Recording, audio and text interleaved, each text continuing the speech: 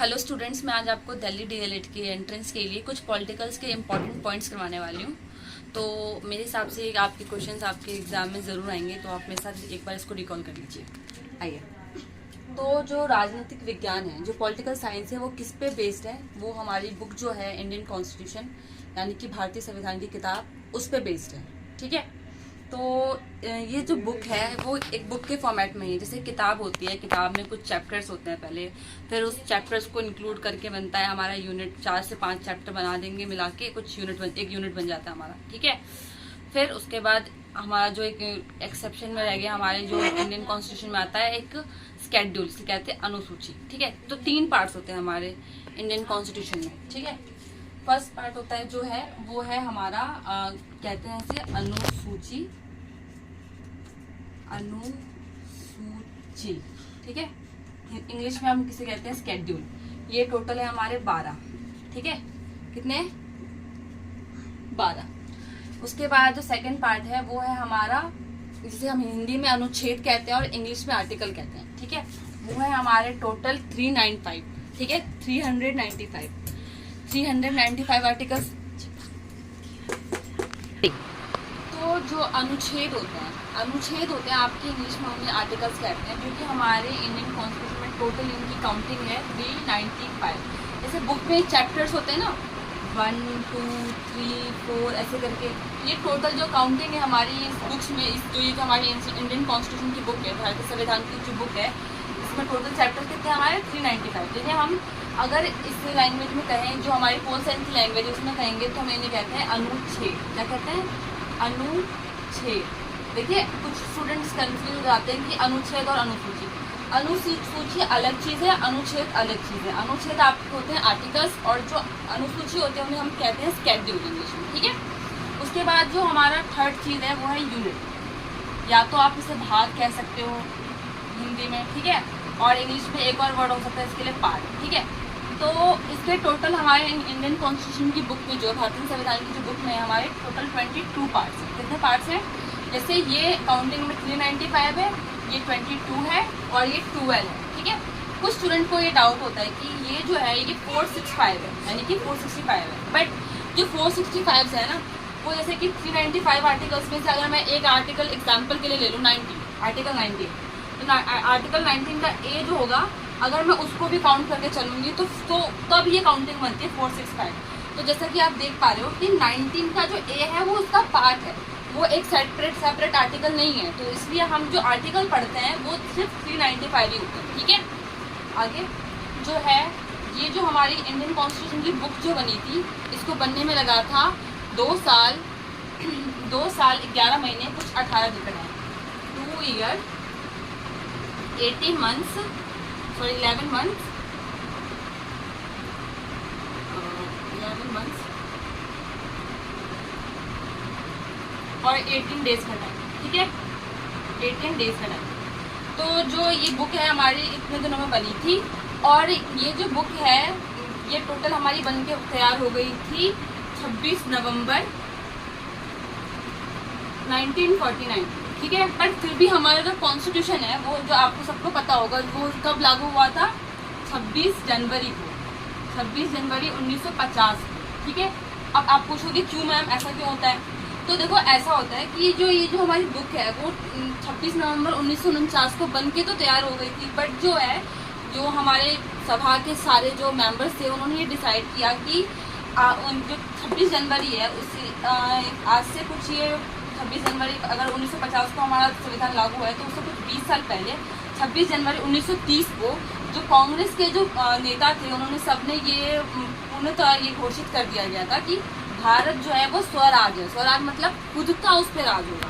ठीक है, यहाँ पे खुद का मतलब कोई एक पर्टिकुलर पर्सन या कोई पर्टिकुलर पार्टी नहीं है, यहाँ पे सबका राज है। ठीक है, ये कोई ना यहाँ पे राजा शासन है, ना ही यहाँ पे कोई सेना शासन है, यहाँ पे वो डेमोक्रेसी आएगी। ठीक है, तो इसीलिए हमने इस डेट को ना, कि अगर बन तो इसी में गया था हमारा, पर हमने इस डेट को रिलीज ना करके हमने जो अपनी इंडियन कॉन्स्टिट्यूशन की जो बुक है जो लागू किया है हमने इसको, वो 26 जनवरी 1950 को किया। ठीक है, उसके बाद आ जाते हैं कि हमने तो पढ़ लिया कि भाई अनुच्छेद इतने होते हैं 395, जो यूनिट होते हैं ये 22 होते हैं। ठीक है, ये जो अनुसूची होती है वो 12 होती है। ठीक है, अब पढ़ते हैं कि इनमें इम्पोर्टेंस कौन से हैं जो हमारे डीएलएड एग्जाम में आने वाले हैं, ठीक है, जो हमारा मेन कैप्चर है। तो ठीक है, तो अब हमने इम्पोर्टेंट जो है कि हमने पढ़ लिया अनुसूची इतनी थी, अनुच्छेद इतने थे, और यूनिट जो है भाग जो है हमने पढ़ लिया 22, ठीक है।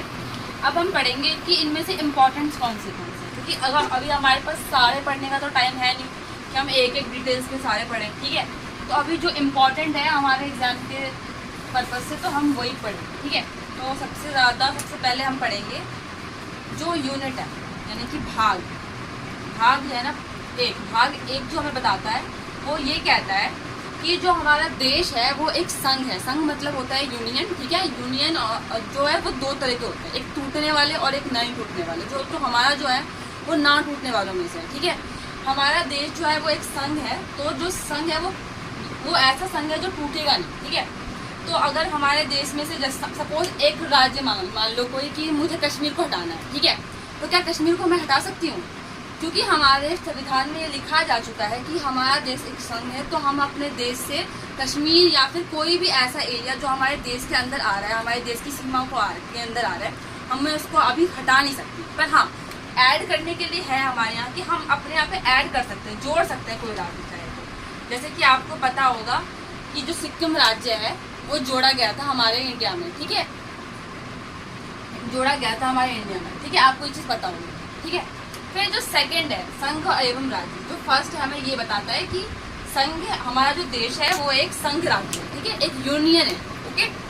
सेकंड है जो कि भाग एक में हमारा कितना आता है, 1 से लेके 4 तक। कितना आता है? 1 से लेके 4 तक, ठीक है। ये 1 से 4 कौन से हैं? इन्हें कहते हैं हम अनुच्छेद। मैंने कहा था ना चैप्टर्स, तो 1 से लेके 4 तक चैप्टर्स आते हैं किसमें? यूनिट 1 में, ठीक है। फिर भाग 2 है, भाग 2, जो भाग 2 है वो हमें बताता है हमारी सिटीजनशिप, यानी कि नागरिकता, ठीक है।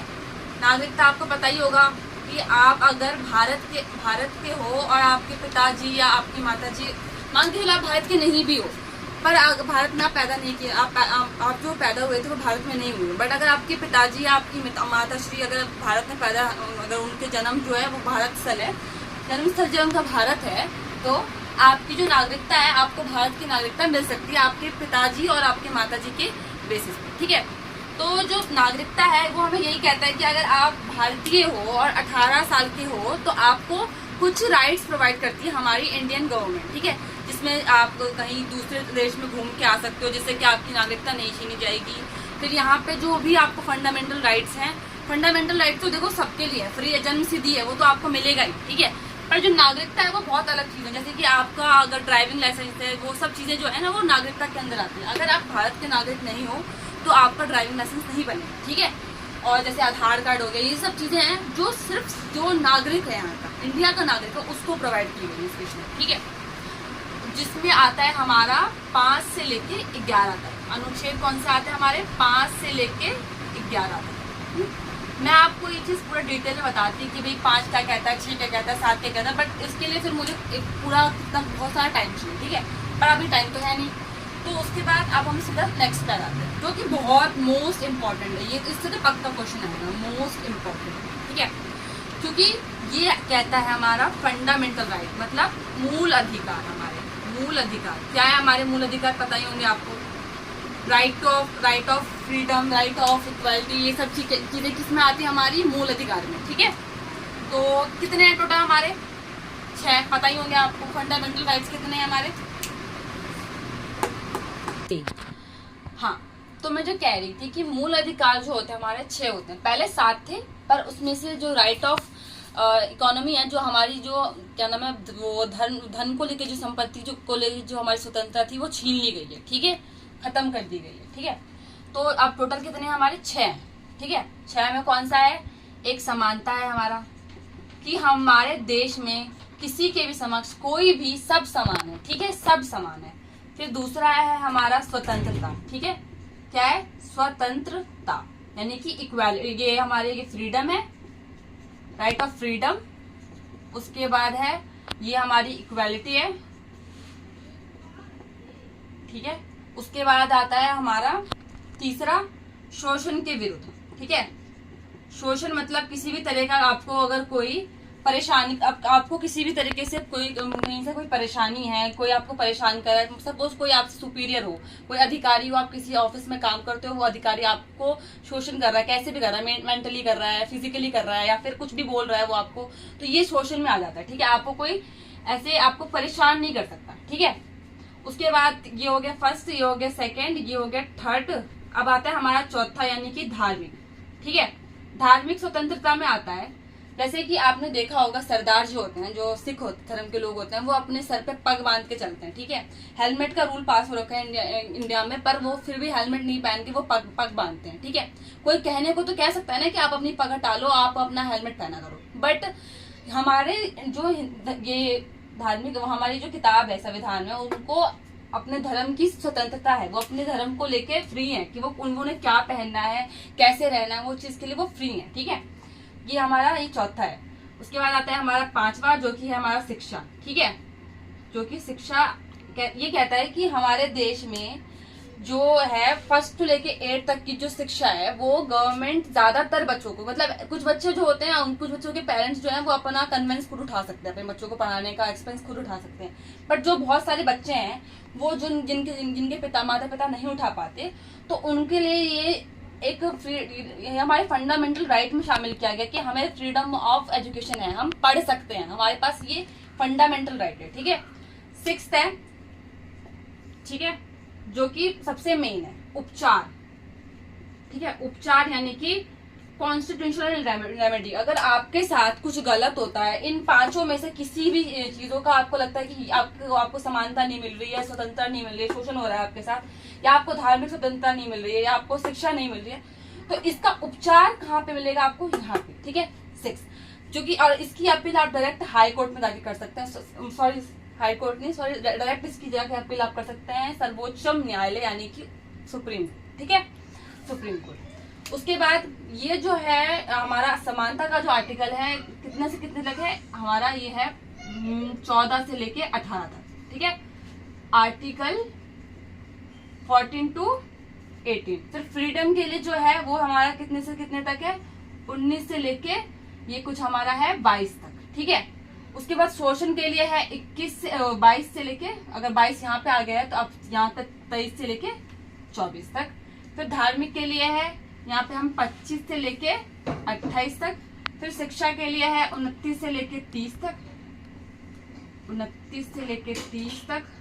फिर जो उपचार है वो हमारा आर्टिकल 32 में है, जिसे हम संविधान की रीढ़ कहते हैं, हमारे संविधान की रीढ़। क्योंकि अगर हमारे साथ कुछ भी गलत होता है, इन पांचों में से कुछ भी हमारे साथ होता है, या ये या फिर ये या फिर ये या फिर ये, इनके लिए अगर हमें कहीं भी कंप्लेंट करनी है तो वो हमारी इस चीज में आ जाती है। ठीक है, इसके अकॉर्डिंग आप भारतीय नागरिक हैं और आपको अगर इन पांचों में से किसी भी चीजों को लेकर परेशानी है तो आप इसके लिए डायरेक्ट अपने ये अपना 6th जो हमारा राइट है उसको यूज करके आप डायरेक्ट अपना सुप्रीम कोर्ट में अपील कर सकते हैं। कहाँ पे? सुप्रीम कोर्ट में। ठीक है, ठीक है, उपचार तो हमने पढ़ लिया। मतलब ये हमारे 6 जो है हमारे मौलिक अधिकार, वो कौन से यूनिट में आता है, कौन से भाग में आता है? तो भाग 3 में आता है। कहाँ आता है? भाग 3 में। और कौन से अनुच्छेद है इसके अंदर? 14 से 18, 19 से 22, 23 से 24, 25 से 28, 29 से 30 और एक 32 में। ठीक है, हाँ। उसके बाद तो हम पढ़ेंगे कि ये जो हमारे ये जो हमारा आर्टिकल, ये हमारा भाग कौन सा था? 3। तब हम भाग पढ़ेंगे 4। ठीक है, मैंने भाग 1 बता दिया, भाग 2 बता दिया, भाग 3 बता दिया, भाग 4 बता दिया। तो इसमें हमारा आता है नीति निर्देशक तत्व। ठीक है, तत्व इसे कहते हैं नीति निर्देशक तत्व। स्वतंत्रता, सॉरी यहाँ पे हाँ, तो जो नीति निर्देशक तत्व है वो कुछ नहीं है इसमें ना, बेसिकली ये ज्यादा इसमें से आता भी नहीं है। इसमें से ये पूछेगा आपसे कि नीति निर्देशक तत्व में हमारी ड्यूटीज है, जो हमारे कंट्री के लिए हमारी क्या ड्यूटीज है। ठीक है भाई, ये एनवायरनमेंट को हार्श नहीं करना है, हमें जानवरों का ख्याल रखना है, उनके साथ बुरा ट्रीट नहीं करना, बस यही चीज़ है। ठीक है, तो ये इतना इंपॉर्टेंट नहीं है और इसके अंदर इससे इतना पूछता भी नहीं। ठीक है, तो जो नीति निर्देशक तत्व के अंदर जो आर्टिकल्स आते हैं वो कहाँ से कहाँ तक है? तो जो मूल ये भाग 3 के जो आर्टिकल्स हैं वो टोटल है 12 से लेके 35 तक। ठीक है, टोटल ये यहाँ तक है 35 तक, इसमें पूरा 35 तक आर्टिकल है।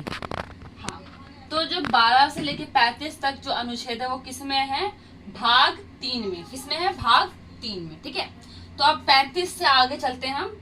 काउंटिंग तो पता ही होगी आपको, 36 से लेके अब कहाँ तक? एक ये आता है हमारा 51 तक। कहाँ तक? 36 से लेके 51 तक। ओके, उसके बाद है जो मैंने आपको बताया था, नीति निर्देशक तत्व से ज्यादा आते नहीं, तो मैं इसको आप ज्यादा आपको डिटेल में बता नहीं रही। ठीक है, क्योंकि हम अभी मेन फोकस हमारा जो इम्पोर्टेंट है उस पर करते हैं। ठीक है, तो अब पढ़ते हैं हम सीधा भाग 5। ठीक है, और ये साथ साथ पढ़ते हैं भाग 6। अब मैं आपको साथ साथ ये पढ़ा क्यों रही हूँ मैं आपको बताते चलूंगी। रुक जाइए, ये सारा इरेज कर देती हूँ पहले, ताकि फिर आपको, क्योंकि ये चीजें ना मैं एक पूरा डाटा, वो एक पूरा पैराग्राफ की तरह बनाऊंगी कंपैरिजन में।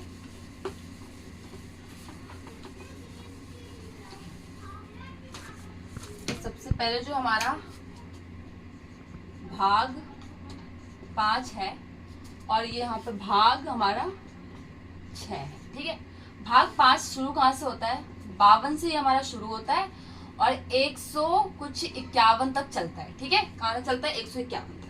ठीक है, ये अनुच्छेद है, अनुच्छेद 151 अनुच्छेद तक चलेगा हमारा। ये कौन सा भाग हमारा?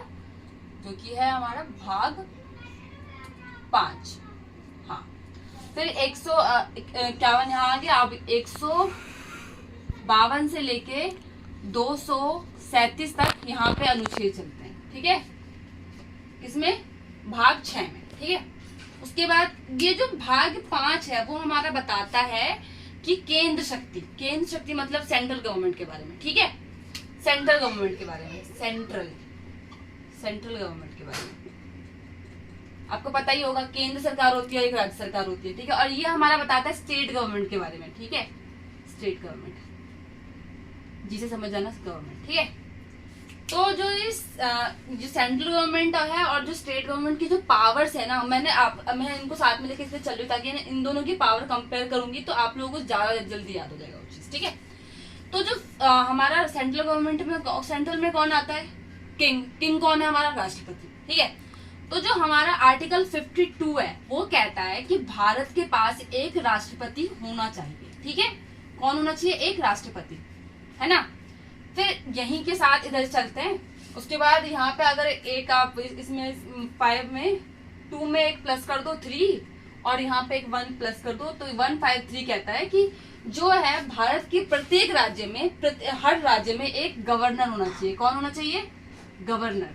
ठीक है, जो काम पूरे सेंट्रल के लिए राष्ट्रपति करता है वही काम पूरे स्टेट के लिए एक गवर्नर करता है। ठीक है, और गवर्नर को कौन अपॉइंट करता है, कौन बनाता है? राष्ट्रपति बनाता है अपने मनोमर्जी से। ठीक है, वो अपने हिसाब से उसको अपॉइंट करता है। ठीक है, उसके अलावा फिर 53 क्या कहता है हमारा? 53 कहता है जो इसकी संघ पावर, संघ शक्ति है, यानी कि संघ मतलब मैंने बताया ना, भारत जो है एक संघ है, तो जो भारत के अंदर जो उसकी शक्तियां हैं वो कौन सा आर्टिकल बताता है हमें? राष्ट्रपति की जो शक्तियां हैं वो कौन सा आर्टिकल बताता है हमें? 53। ठीक है, उसकी पावर बता रहा है, संघ शक्ति। फिर वही इसी में हम देख लेंगे सेम चीज चलेगी। मैंने यहाँ पे क्या किया था, ये 5 का 5 लिख दूंगी यहाँ पे, ये 3 में एक प्लस कर दूंगी 4 और 1, तो 154 बताता है इसकी पावर से। किसकी शक्तियां? गवर्नर की शक्तियां बताता है हमें। ठीक है, कि ये कहाँ पे अपनी पावर्स का यूज कर सकता है और कैसे यूज होगी इसकी पावर। ठीक है, फिर आ जाता है 154। ठीक है, ये मतलब 54, आर्टिकल 54। तो आर्टिकल 54 बताता है कि ये जो राष्ट्रपति है वो इलेक्टेड होगा, यानी कि निर्वाचित होगा। निर्वाचित मतलब होता है कि बाय द वो वहां पे संसद में जो लोग होते हैं उनके थ्रू ये निर्वाचित किया जाता है इसको। ठीक है, ये ऐसा नहीं है कि इसको सेलेक्ट करके बना दिया जाता है कि हाँ तुम बन जाओ, ऐसा नहीं होता। इसके लिए पूरी ढंग से कैटेगराइज वोटिंग होती है इसकी। ठीक है, और सेम इसके लिए भी है 155 बताते हैं हमारा कि ये भी जो है निर्वाचित होगा। ठीक है, ये भी होगा निर्वाचित। ठीक है, तो ये कंपैरिजन इसलिए करके चल रही हूँ क्योंकि ये सेंट्रल की पावर बता रहा है, ये स्टेट की पावर बता रहा है, और ये चीज जो है हमें याद करने में आसानी होगी। 52 यहाँ 5 है, यहाँ पे +1 कर दिया और यहाँ पे प्लस यहाँ पे एक 1 डाल दिया, तो 153 से गवर्नर, हमारे इंडिया में हर स्टेट के लिए गवर्नर होना चाहिए। ठीक है, ऐसे याद करने के लिए फॉर्मेट हो जाएगा आपके पास। ठीक है, उसके बाद आ जाते हैं जो राष्ट्रपति के बारे में तो बता दिया गया, ठीक है। एक 50 और ये एक 60 और ऐड कर लो, ठीक है। 60 बताता है ओथ, यानी कि शपथ। जो राष्ट्रपति है उसकी एक अलग सी शपथ होती है, वो बताता है हमारा आर्टिकल 60। कौन बताता है? आर्टिकल 60। उसके अलावा राष्ट्रपति की जो है, ये तो हमारी राष्ट्रपति बनता कैसे है, उसकी क्या पावर्स है, ये सब बता रहा है। अब आता है राष्ट्रपति को, जो अगर मान के चलो आपका राष्ट्रपति जो है वो अच्छा इंसान नहीं, करप्ट है, उसे कैसे हटाएंगे? तो राष्ट्रपति है वो राजा है, तो ऐसा नौकर वोकर तो नहीं है कि चल निकल यहाँ से ऐसे हो जाएगा। तो उसके लिए प्रॉपर एक आर्टिकल बना है, आर्टिकल जो है हमारा 61। क्या बना है? 61, जिसे कहते हैं महाअधिवेश, ठीक है, महाअधिवेश। इसके तहत अगर संसद के किसी जन को अगर संसद के किसी पर्सन को ये लगता है कि जो राष्ट्रपति है वो अपनी पोस्ट के लिए एलिजिबल नहीं है, उसने कुछ ऐसा गलत काम किया है, तो उसकी जो राष्ट्रपति की जो उसकी पद है उसको वो डिजर्व नहीं करता, तो वो महाअधिवेश जारी कर सकता है, जिसके तहत वोटिंग होती है हमारी संसद में। और वोटिंग के अकॉर्डिंग अगर राष्ट्रपति के हित में ज्यादा वोट आते हैं तो राष्ट्रपति अपनी पद पे ही रहेगा, और अगर उसके खिलाफ ज्यादा आ जाएगा, मतलब ऐसे 3 में अगर जो हमारी 1/3 गवर्नमेंट जो है हमारी, जो 3 क्या बोलते हैं उसको,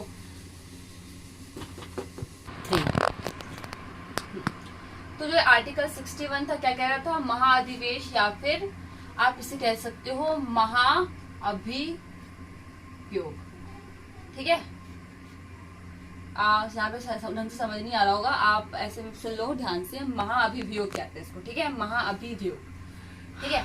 उसके बाद है आर्टिकल 72, जो कि उसकी जो उसकी पार्डन पावर है, जो राष्ट्रपति की जो क्षमादान की पावर है वो बताता है। क्षमादान मतलब तो पता होगा, माफी, ठीक है। जो माफ करने की क्षमता है वो राष्ट्रपति की, वो बता रहा है। राष्ट्रपति चाहे तो एक कैदी की सजा, जिसको उम्र कैद की सजा हो रखी है, उसकी सजा को घटाकर 1 साल भी कर सकता है, और अगर जिसकी सजा 1 साल है, अगर वो उसका मन है तो वो उसकी बढ़ाकर पूरी उम्र कैद भी कर सकता है। ये उसके ऊपर है, उसके पास ये पावर है, उसको ये पावर दी गई है हमारे इंडियन कॉन्स्टिट्यूशन में, ठीक है। उसके अलावा